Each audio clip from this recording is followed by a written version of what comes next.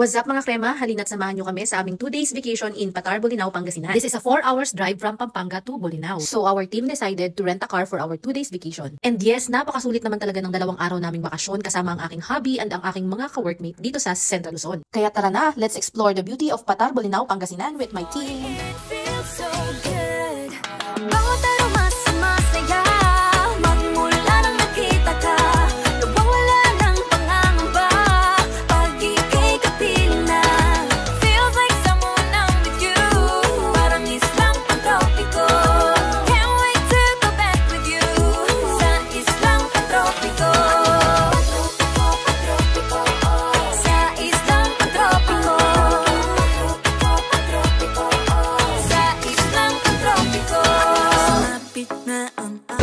Hi guys! Dito po kami sa nahawakan ko po yung saan. Hello!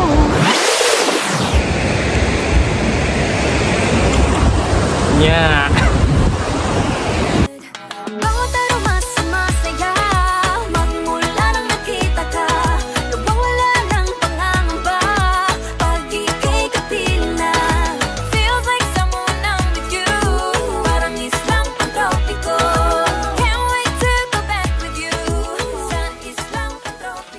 Dahil gabi na nga at kailangan na namin ng laman tiyan, so we decided to cook our own food dahil marami naman kaming baon. Ang kinagandahan nga lang dito sa hotel na pinagstayhan namin, is sa baba ng room namin ay mayroong mga libreng utensils, mga lutuan at kung anik-anik pa na pwede namin gamitin ng libre. At syempre pa, special thanks to Ate Lai na napakadaming dalang pagkain. Takot yatang magutuman.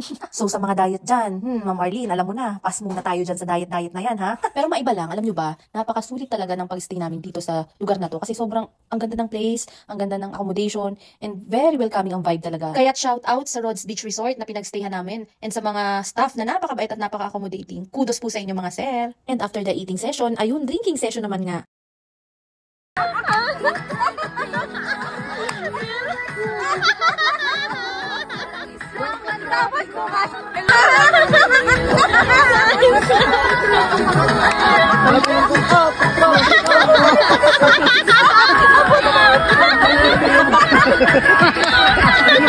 A few moments later.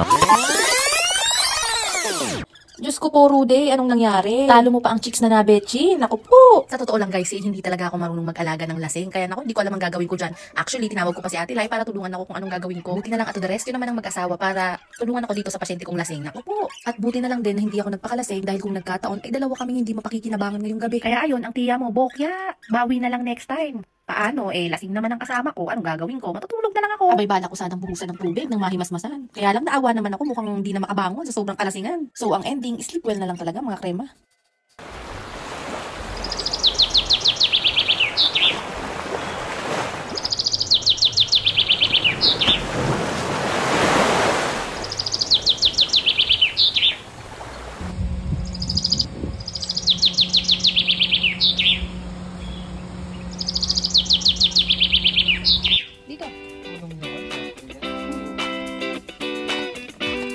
Ngayon sa Enchanting Cave.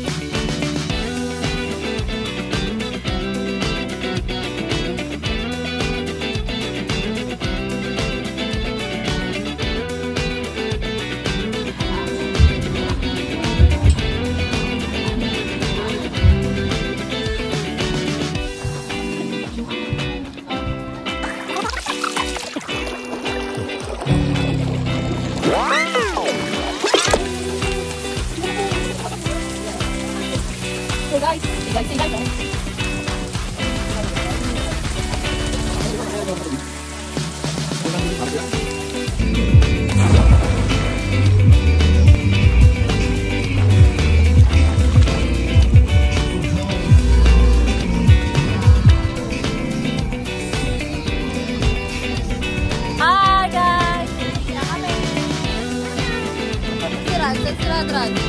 Tadran!